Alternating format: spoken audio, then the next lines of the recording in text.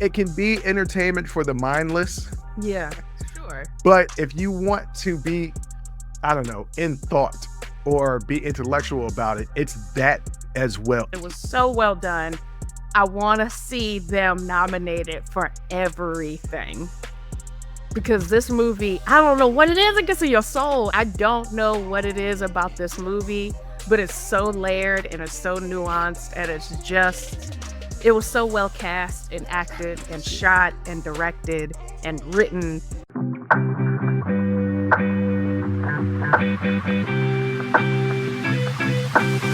I didn't go into the movie thinking it was just going to be a vampire movie. I went in thinking, hey, Ryan Coogler is going to do something special because he don't ever miss. Right. And I walked out like, good God, that was so much and so great. And then the more and more I started thinking about it, the more and more I started picking up on little things. It can be entertainment for the mindless. Yeah, sure. But if you want to be, I don't know, in thought or be intellectual about it, it's that as well. It's literally for everybody except for little kids. Little kids can't go see that. No, Not little kids. Not for children. Not for children. I mean, if you are, I would say 10 or above, you can go see that movie. No, there's sex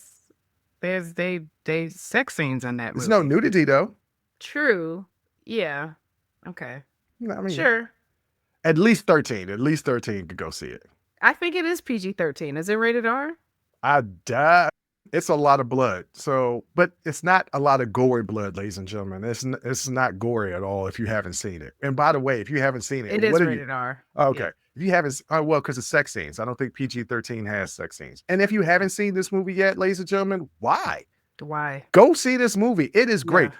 My bestie, I told my bestie, I was like, you really should go see this movie. She was like, okay, I'll wait for it to come on TV. I was like, no. You got to go see it in the movie theater. Yeah. You need to experience it on a big screen with that sound. And my movie theater had the sound all the way up. And I must have been sitting underneath the speaker because it was thumping, but I was still like, you know what? I'm here and I'm ready for it. Yeah. I have not seen a movie since before the pandemic. I have not been in a movie theater since before the pandemic. This is the first movie that I've seen since 2019. And I saw it twice. In the theater. In the theater. Yeah. And I saw it twice. Yeah, I want to go see it. And I want to go see it a third time because it's that good. If I don't, and listen, I'm saying this right here, right now. If I don't see Best Picture, Best Director, Best Cinematography, Costume, Soundtrack, and I would like to see a Best Actor nomination. Oh, Michael B. Jordan. For Michael B. Jordan. Absolutely, Michael B. Jordan should get Best Actor nomination. And Best Director, Best Screenplay. If I don't see... Best Supporting Actor and Actress. And Actress, yes. Delroy Lindo and for Haley Stansfield. And for... I can't always butcher her name. Oh, you talking about Wumi Musaka? Yep. They should both be in the category. I don't know who I would have win because it's almost not fair. Yeah. They both did. Look, ladies and gentlemen, just go see this movie. If I don't see a clean sweep at next come on now. Oscars, we don't they don't have to win. They don't have to win. I'm talking about, but they need to be in every one of these categories because from the sound to the sights, the costuming, everything. And it was so meticulous. It was so well researched. It was so well done. No, I want to see them nominated for everything. Because this movie, I don't know what it is. It gets in your soul. I don't know what it is about this movie, but you can't stop thinking about it.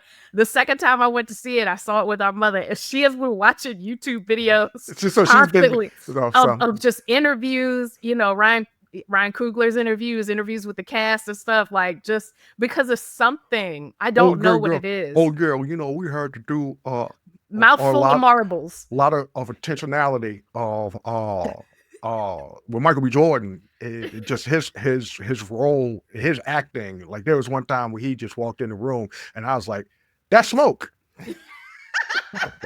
Yes, like it's. I don't know what it is about this movie, but it's so layered and it's so nuanced, and It was so well cast and acted and shot and directed and written. And yeah, to me, I know the year just started. We're only in May, but that's the movie of the year for me. I think this movie is going to be impactful for generations. And this is a high bar. Yeah. Like The Godfather. Yeah. They're not the same movies, but I'm talking about as impactful as a cinema experience and people walking away with, wow, that's just a cinematic masterpiece. And I'm sorry. I'm sorry about this. I forgot Jack O'Connell as Remick. I would like to see a nomination for him as well. Yeah, no, there is not one person on that cast. Right.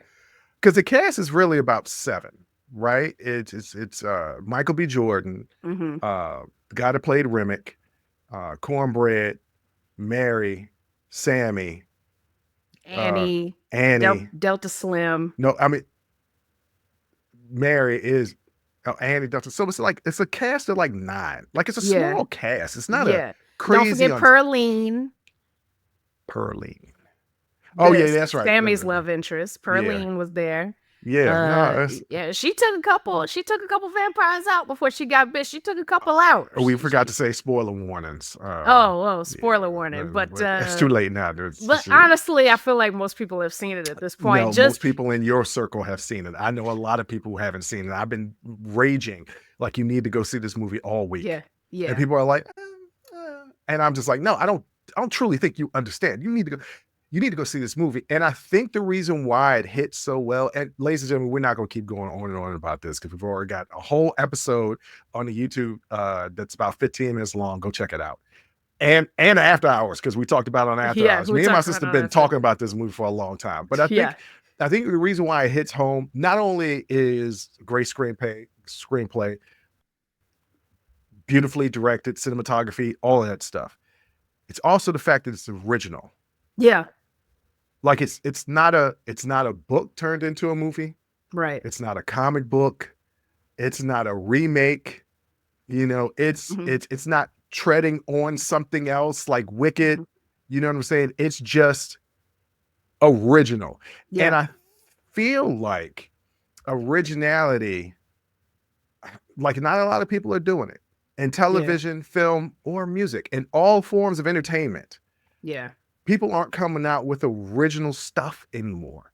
I mean, and Ryan has said this himself. He doesn't own vampires, right? That's not an original concept.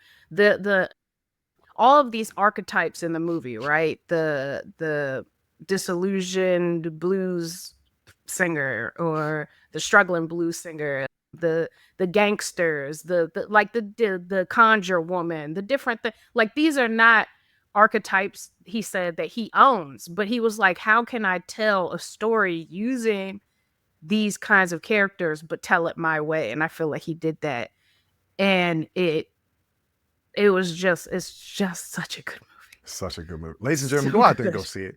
If you ain't got a whole lot of money, go see the matinee.